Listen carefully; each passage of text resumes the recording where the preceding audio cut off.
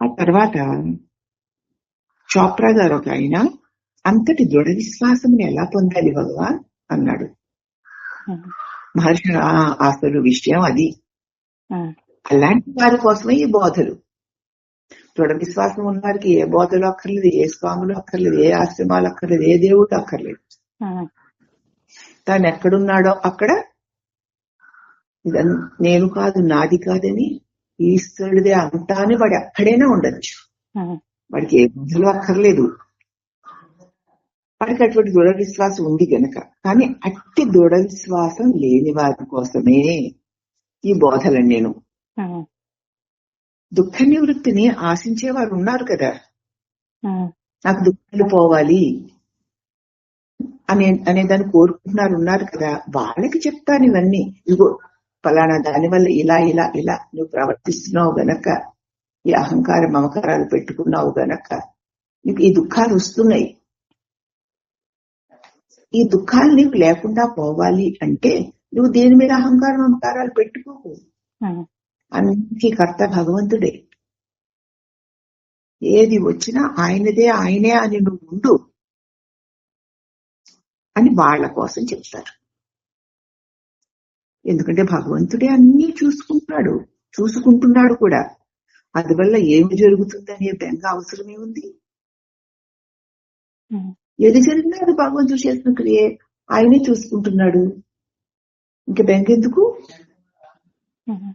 వారు ఉత్తమ సాధకులైతే దాన్ని వెంటనే గ్రహించి ఇక మన ఏ సంశయము లేకుండా దైవం ముందే స్థిరపడిపోతారు. ఒక్క మాట చాలు వాళ్ళు ఉత్తమ సాధకులైతే. లేకపోతే ఇలాగ సంవత్సరాల తరబడి చెప్తున్నా ఆ ఊహని వింటూ వింటూ ఆహా ఊహో అనుకుంటూ ఉంటారే గాని స్థిరత్వం రాదు. ఎందుకంటే వేదశాస్త్రములు చదివిన గాని, విద్యలన్నీ నేర్చిన గాని నిశ్చలత్వం కుదరకపోతే ఆత్మనిర్భని అందులే. ఎన్ని వింటున్నా సరే, ఎన్ని శాస్త్రాలు చదువుతున్నా, ఎన్ని విద్యలు నేర్చుకున్నా సరే, మరి నిజంగా నిశ్చలంగా అన్నిటికీ ఆ మహాకర్తే కర్త, ఆయన వల్లే జరుగుతోందని నిశ్చలత్వం కుదరకపోతే ఎందుకు ఈ వేదశాస్త్రాలు పారాయణలు, చదవడాలు, వినడాలు? దీనివల్ల ఏ ప్రయోజనము లేదు. కానీ మరి ఆ ఉత్తమ సాధకులు కాని వారు ఉన్నారు. అది మరొక తెగవారు. అంత సరళంగా సూటిగా చెప్పేస్తే వారికి సులభంగా నమ్మకం కుదరదు. ఏం లేదయ్యా, నిన్ను పుట్టించిన వాడెవడో, నిన్ను పోషిస్తున్న వాడే. నువ్వు కదలడానికి మెరడానికి నీకు ఆధారముగా ఉండేది ఆ మహాశక్తి స్వరూపుడైన పరమాత్ముడే. నీ చావు పుట్టుకలకన్నిటికీ కారణం ఆయనే. నీ జీవితంలో వచ్చేటువంటి కష్ట సుఖాది అనుభవాలకి అన్నిటికీ ఆ పరమాత్మయే కర్త. ఆయన అధీనంలో ఇవన్నీ జరుగుతున్నాయి అని ఉత్తమ సాధకుడికి గురువు ఒక ముక్క చెప్పాడనుకో, సత్యాన్ని గ్రహించి తను నిమిత్త మాత్రుడిగా నిశ్చలంగా ఉండిపోతాడు. అని ఇంకొక స్థితిలో ఉన్నవారు ఉన్నారు. వాళ్ళకి అంత సరళంగా సూటిగా చెప్పేస్తే వారు సులభంగా దాన్ని నమ్మలేరు అంటారు. కానీ నమ్మిన తర్వాత ఇక మళ్ళీ దాన్ని మనం నువ్వు అన్నపూర్ణ అని నువ్వు నమ్మాక దాన్ని ఎవరైనా బరుపు చేయగలరా? లేదమ్మా, చేయలేదు. అలాగా నువ్వు చెప్పిన వాక్యాన్ని అలాగ నమ్మిన తరువాత వారికి ఇంక ఏ డౌట్లు ఉండవు కాబట్టి ప్రశాంతంగా ఉంటారు. అయితే వీరు అలాంటి వారు కాదు. అంత సూడంగా అంత సూటిగా ఎంత విస్పష్టంగా చెప్పినా వాళ్ళు నమ్మలేరు. వారికి చాలా ప్రశ్నలు కలుగుతూ ఉంటాయి. దైవం అంటే ఏమిటి? ఆయన స్వభావం ఎలాంటిది? దేవుడు ఎక్కడుంటాడు? అది నేను ఎలా తెలుసుకోవాలి? దైవాన్ని నేను ఎలా తెలుసుకోవాలి? ఇవన్నీ అనమాట. వారి తృప్తి కోసం వివేచనాత్మకాలైన తర్కవాదాలు కావాలి. బాగా ఆలోచింపదగిన తర్కాలు, వాదాలు చెప్తే ఆలోచిస్తూ ఆ తర్కవాదాల్లో తిరుగుతూ దేవుణ్ణి వెతుక్కుంటున్నాం అనుకుంటారు. పూర్వపక్షాలు, సిద్ధాంతాలు, అవునని కాదని వాదాలు. పూర్వం ఋషులు ఎట్లా చెప్పారు, తర్వాత వాళ్ళు ఎలా చెప్పారు, ఇప్పుడు వాళ్ళు ఎలా చెప్తున్నారు, అది కరెక్టా ఇది కరెక్టా అనుకుంటూ అవునని కాదని వాదాలు పెట్టుకుంటారు. కానీ ఎన్ని వాదాలు ఎలా పెట్టుకున్నా ఆఖరికి సత్యం బుద్ధికి గోచరం అవ్వాల్సిందే. ఎందుకంటే ఎన్ని వాదాలు ఎన్ని శాస్త్రాలు చదివినా అన్నిటి సారం ఆఖరికి మొట్టమొదటి మన గురువు చెప్పిన మొదటి మాటే అని తెలుస్తూ ఉంటుంది. అవునమ్మా. అది తెలియని వరకు ఎన్ని పుస్తకాలు ఎన్ని శాస్త్రాలు ఎన్ని విన్నా ఇంకా ఏదో ఉంది ఇంకా ఏదో ఉంది, ఇంకా దీని వివరాలు దాని వివరాలు తెలుసుకుందాం తిరుగుతారు. కానీ ఆఖరికి వాళ్ళకి తెలిసేది ఏంటంటే ఇదిగో తన గురువు చెప్పినటువంటి ఆ మొదటి మాటే. ఇన్ని సంవత్సరాలు కాలక్షేపం చేయకుండా మొట్టమొదటి మాటని గట్టిగా పట్టుకుని ఉంటే అప్పుడే దుఃఖం అంతా వదిలిపోను కదా, శ్రమంతా తిరుగుతుంది కదా.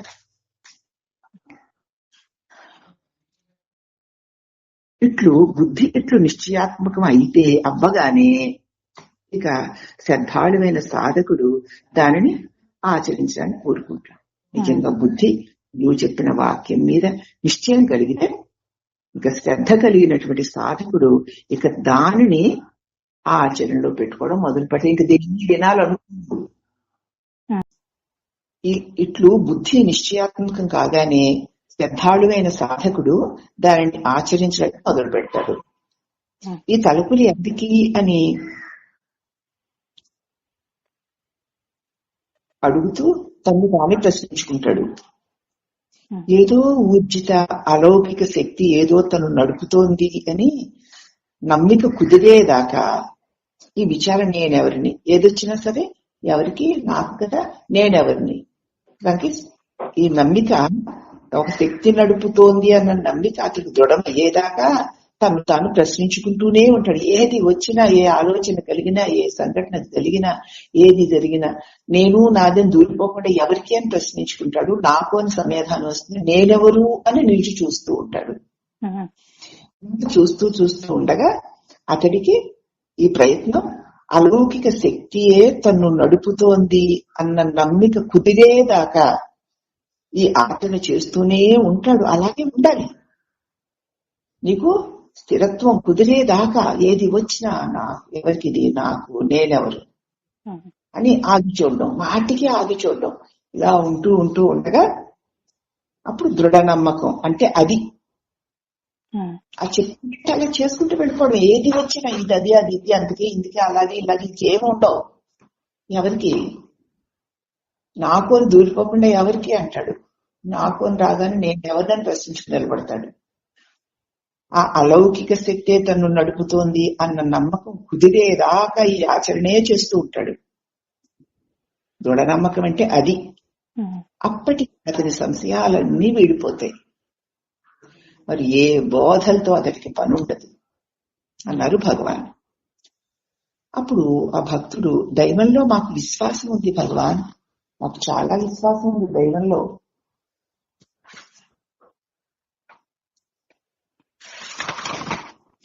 అన్నాడు అతను. అన్నాడు, దృఢమైతే ఇన్ని ప్రశ్నలు ఎందుకు వేస్తావు? సర్వశక్తివంతుడు విశ్వాసం ఉంచి అతడు నిశ్చింతగా హాయిగా ఉంటాడు. ఆ సర్వశక్తి ఎందు ఇక విశ్వాసం ఉంచి అతడు హాయిగా ఉంటాడు. ఇక ప్రశ్నించడానికి కూడా ఏమీ ఉండదు. నీకే గనక దైవమందు గాఢమైన విశ్వాసం ఉంటే ఈ ప్రశ్నలు ఎందుకు వస్తాయి? సర్వశక్తి అంతే గాఢమైన విశ్వాసం ఉంచి నిశ్చింతగా హాయిగా ఉంటాడు. అప్పుడు ఆ భక్తుడు అన్నాడు, పైన చెప్పిన విశ్వాసం ఆత్మవిచారము రెండు ఒకటేనా?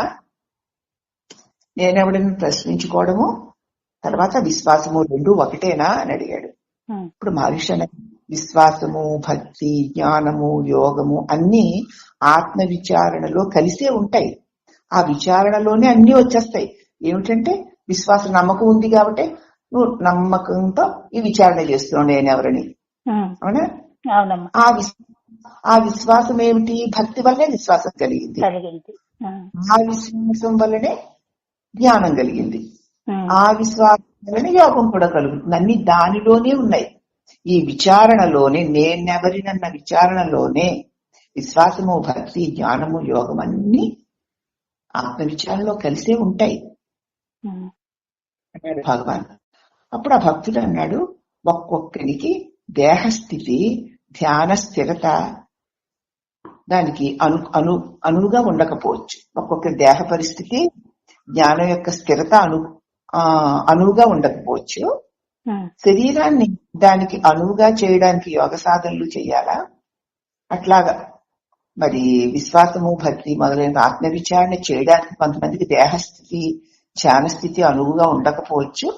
అది అలాగా ఉండాలి అంటే శరీరాన్ని దానికి అనువుగా ఉంచుకోవాలి అంటే యోగాభ్యాసం చేయాలి. యోగాభ్యాసం వల్ల శరీర ఆరోగ్యం బాగుపడితే అప్పుడు విచారణ చెయ్యాలి. కాబట్టి అభ్యాసం చేసి శరీరాన్ని ముందు బాగు చేసుకోవాలని ఇతను అడుగుతున్నాడు అనమాట. అప్పుడు మహర్షి అన్నారు, అది వాని సంస్కారాన్ని బట్టి ఉంటుంది. శరీర రుగ్మతలని నివారించుకునే కొరకు కొందరు హఠయోగం చెయ్యొచ్చు. ఇంకొకరు దైవాన్నే నమ్ముకుని ఉండవచ్చు. మూడవ వాడు తన ఇచ్ఛాశక్తిని ఉపయోగించుకోవచ్చు. నాలుగో వ్యక్తి పూర్తిగా ఉదాసీనంగా ఆ దేహస్థితిని పట్టించుకోకుండానే ఉండొచ్చు. అది వారి వారి సంస్కారాన్ని బట్టి ఉంటుంది. నేను నా శరీర రోగం నేను యోగాభ్యాసం ద్వారా పోగొట్టుకుంటాను అనుకుంటాడు ఒకడు. ఏమో ఆ అనంతుడైన భగవంతుడు ఉన్నాడు కదా, ఆయనే నా శరీర రోగాన్ని పోగొడతాడు అని అనుకుంటాడు ఒకడు. మూడో అంటాడు, ఎలా అయినా సరే నా ఇచ్ఛాశక్తి చేత నేను నా రోగాన్ని పోగొట్టుకుంటాను అంటాడు ఇంకొకడు. ఒక నాలుగో వ్యక్తి పూర్తిగా ఆ శరీరం పట్ల ఉదాసీనంగా ఉంటాడు. అయితే అందరూ కూడా ధ్యానంలో నిలబడే ప్రయత్నం చేస్తున్నారు. ధ్యానం కుదరడం కోసం కదా ఈ ప్రయత్నాలన్నీ. ఒకడు వేదాంత శాస్త్రంలో పూర్ణ ప్రజ్ఞుడు కాకపోవచ్చు, అయినా తన ఆలోచనలను అరికట్టలేకపోవచ్చు. ఒకడు వేదాంత శాస్త్రాలన్నీ కూడా పూర్ణ ప్రజ్ఞుడే ఉండొచ్చు, వాటిల్లో ఏది అడిగినా దానికి అద్భుతమైన సమాధానాలు చెప్పగలిగి ఉండవచ్చు. అయినా తన ఆలోచనల్ని తాను కంట్రోల్ చేసుకోలేని వాడే ఉండొచ్చు. కానీ పూర్వ సంస్కారం వారిని హఠయోగానికి ప్రోత్సహించవచ్చు. ఇంతకుముందు హఠయోగాలు అవి చేసి వచ్చి ఉంటే వాడు ఇంత వేదాంగాలన్నీ నాకు తెలిసినా కూడా నేను ఆలోచనలు అరికట్టలేకపోతున్నాను కాబట్టి నేను ఇప్పుడు హఠయోగం చేస్తాను. పూర్వంలో చేసి ఉన్నవాడే ఉంటాడు గత జన్మల్లో, అంచేతడు హఠయోగం వైపుకి వెళ్ళవచ్చు.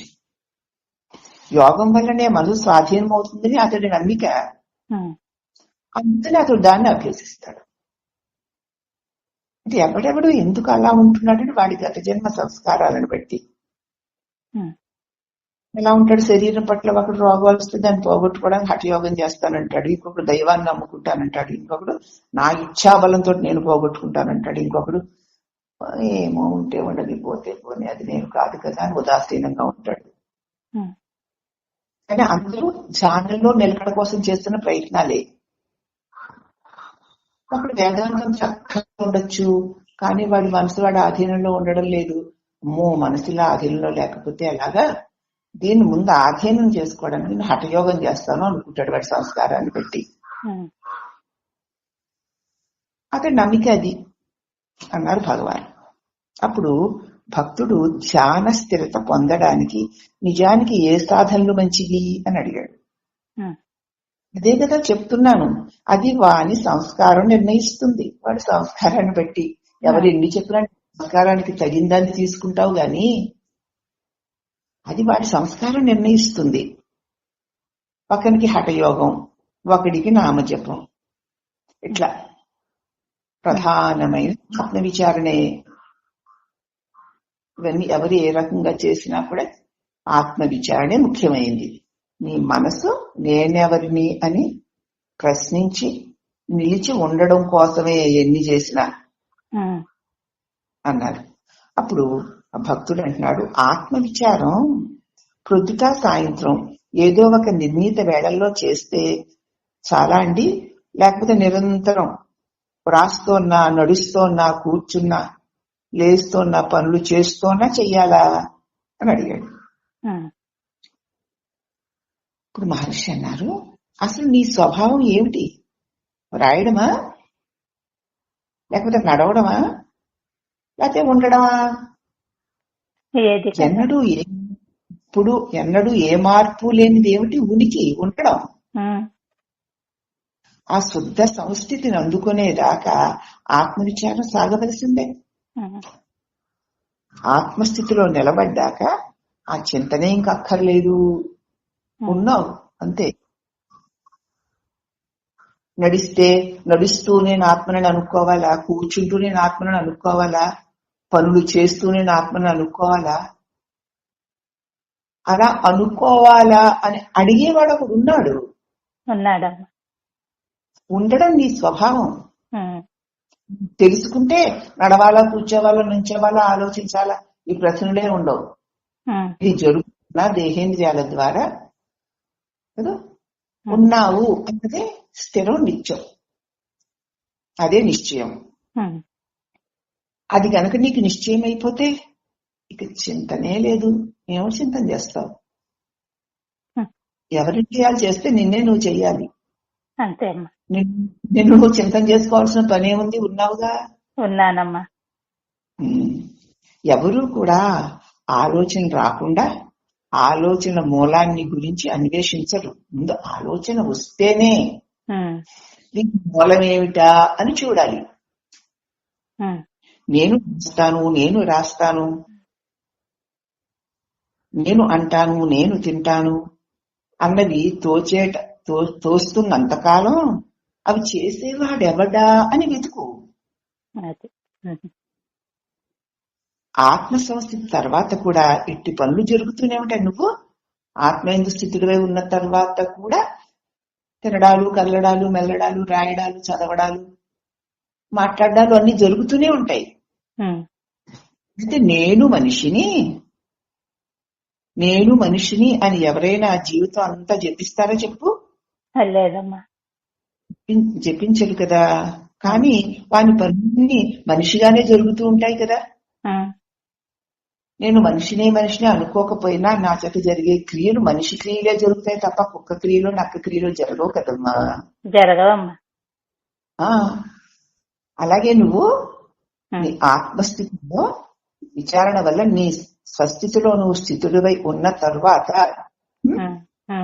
ఉన్న నువ్వు అన్న అనుభవం నుంచి పోదమ్మా. ఏవి జరుగుతున్నా కదా. ఈ శరీరంతో ఏ పనులు జరుగుతుంది, నేను మనిషిని కాబట్టి అనుకొని చెయ్యను కదా. ఆత్మ ఎందు స్థితుడనైన తర్వాత కూడా ఈ పనులు జరుగుతూ ఉంటాయి. కాబట్టి నేను ఆత్మను అనుకోకర్లా. ఆ పనులన్నీ వాటికవి అలాగే జరిగిపోతూ ఉంటాయి అన్నారు భగవాన్. అప్పుడు మరి భక్తుడు అంటున్నాడు, ఈ సత్యాన్ని వివేచనాత్మకంగా తెలుసుకోవాలా భగవాన్ అని అడిగాడు. మహర్షి అవును, కాకపోతే దైవమే సర్వము, ఆత్మయే సర్వము అని అనగానే దైవానుభూతి, ఆత్మానుభూతులు ఎందుకు కలగవు? నిజంగా వింటున్నప్పుడు వివేచనాత్మకంగా వినాలి, తెలుసుకోవాలి. అలాగే వివేచనాత్మకంగా కాకపోతే దైవమే సర్వము, దైవమే నువ్వే దైవము, దైవము నిన్ను విడిచి ఏదీ లేదు, ఉన్నదే నువ్వు అని చెబుతూ ఉంటే మరి ఆ దైవానుభూతి, ఆత్మానుభూతి మనకి ఎందుకు కలగడం లేదు? వివేచనాత్మకంగా విన్నప్పుడే అది అనిశ్చిత బుద్ధిని సూచన. అలా కలగకపోవడం వల్ల అనిశ్చిత బుద్ధి, ఇది నిశ్చయాత్మకమైన బుద్ధి కాదు అని తెలుస్తోంది. సో నీకు అర్థం అవుతోంది కదా. కానీ అది నిశ్చయం, ఆ దైవానుభూతి కలగకపోతే నీది నిశ్చయాత్మకమైన బుద్ధి కాదు అని నువ్వే గుర్తించుకోవాలి. తనలో తాను తర్కించుకొని క్రమంగా సత్యాన్ని గుర్తించిన పిలుపనే అతని విశ్వాసం దృఢమవుతుంది. విన్నదాన్నంతా నీలో నువ్వే తర్కించుకుంటూ మళ్ళీ నిన్ను ప్రశ్నించుకుంటూ ఈ బోధలు నీలోంచి వస్తే నీకు నువ్వే సమాధానం చెప్పుకుంటూ నీ స్థితిని మళ్ళీ మననం చేసుకుంటూ నీ స్థితిలో నువ్వు నిలిచి ఉంటూ ఇలాగ నువ్వు తన్ను తాను తర్కించుకుంటూ ఉండగానే సత్యాన్ని గుర్తించగలుగుతావు. అప్పుడే నీకు విశ్వాసం దొరుకుతుంది. అది నీ లోపల నీకు జరగాలి. నిరంతర మననం అంటే నేను బ్రహ్మాన్ని మనం కాదు. నేనున్నాను, అది నిజమే, నా అనుభవమే. కానీ ఆ నేనున్నానన్న దాన్ని మర్చిపోయి ఈ విషయాలలో ఎందుకు తిరుగుతున్నాను, ఎందుకు ఇలా జరుగుతోంది అని నీకు ఆ తిరగడాన్ని నువ్వు గుర్తిస్తే ఎందుకు ఇలా తిరుగుతున్నాను అని మళ్ళీ నేను నువ్వు ప్రశ్నించుకుంటే ఇంకా అజ్ఞాన మాలిన్యం ఉంది గనక. ఎవరికి? నాకు. నేనెవరు అని మళ్ళీ నిలిచి చూడడం. మళ్ళీ జారిపోయావా, ఇవన్నీ కూడా తగిలించుకుంటున్నాను, తెలిసి కూడా అంటించుకుంటున్నాను అని తెలుసుకుని ఇలాగ జారిపోవడము అనేటువంటి దాన్ని జరగనివ్వకుండా ఈ విచారణాపూర్వకమైన ఈ వివరణ వల్ల నీ బుద్ధిలో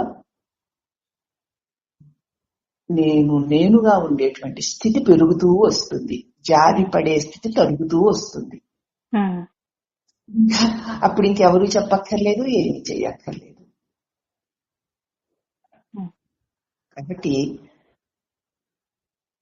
అనిశ్చిత బుద్ధి ఉండడం వల్లనే అంతా దైవమే, దైవం తప్ప ఇంకేదీ లేదు, నువ్వుగా వారుగా వీరుగా విశ్వంగా ఉన్నదంతా దైవమే అని చెప్పినప్పుడు మరి నీకు తెలుస్తున్నా నీకు దైవానుభూతి ఆత్మానుభూతి ఎందుకు కలగడం లేదు?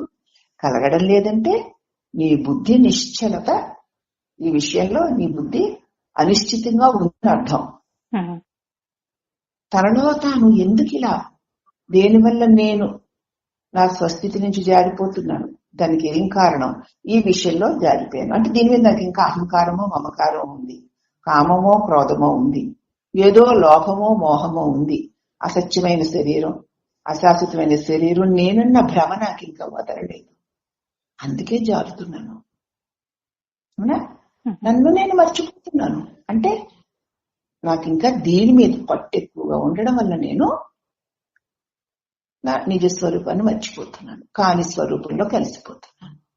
కానీ ఇది అనిత్యం, అసుఖం, దుఃఖం, ఇది ఎప్పటికీ నేను కాను, ఇది పోయినా నేనున్నాను, ఉంటాను, నేనున్నాను అని మళ్ళీ ఆ నిలిచి ఉండే స్థితిని పెంచుకుంటూ జారిపోయిన దాన్ని గుర్తించి ఎందుకు జారిపోయావో విచారణ చేసుకుని మళ్ళీ వెంటనే నేను ఇది కాదు కదా, నేను ఉంటేనే ఇవన్నీ తప్ప నన్ను విడిచేవేమీ లేవు, ఇవన్నీ కూడా నావి కావు, అజ్ఞానానివి, నేనున్నాను అని నిరంతరం నీలో నువ్వే ప్రశ్నించుకుంటూ తర్కించుకుంటూ వివేక దృష్టిని పెంచుకుంటూ నువ్వు నీ స్వస్థితిలో సుస్థిరుడు అవ్వాలి. సత్యాన్ని గుర్తించిన తర్వాత అతని విశ్వాసం దానికదే దృఢమవుతుంది. ఇంకా ఇంతకంటే మరి వివరించి భగవాన్ మాత్రం ఏం చెప్తారు, ఎవరి మట్టుకు వాళ్ళు తెలుసుకుంటే చాలదు, ఇంకా వింటూ వింటూ పరవశిస్తే చాలదు. ప్రతి క్షణం నేను నువ్వు ప్రశ్నించుకుంటూ పరీక్షించుకుంటూ తర్కించుకుంటూ నీ అల్పత్వాల్ని గుర్తిస్తూ మళ్ళీ వెంటనే నీ స్వరూపంలో లేచి నిలబడుతూ ఇలా చేయగా నీ అందు నీకు స్థిరత కలుగుతుంది. అప్పుడు అతని విశ్వాసం దృఢమవుతుంది అని భగవాన్ భక్తుడికి సమాధానం చెప్పారమ్మా. ఇది మనందరికీ కూడా నిజంగా ఈ లోచూపుతో తన్ను తాను నేనెవరని ప్రశ్నించుకునే వారికి, భగవాన్ మార్గంలో వెళ్లే వారికి చక్కటి వివరణాత్మకమైన బోధ. ఈ బోధని సత్యాన్ని పొందాలి అని దృఢమైనటువంటి ప్రయత్నం ఉంటే, ఇచ్చ ఉంటే ప్రయత్నం ఉంటుంది. ఆ ప్రయత్నం ఉన్నప్పటికీ ఇది అమృతోపమానంగా ఉపయోగపడుతుంది. కాబట్టి మన అందరం దీన్ని స్వీకరిద్దాం. హరి ఓం నమః.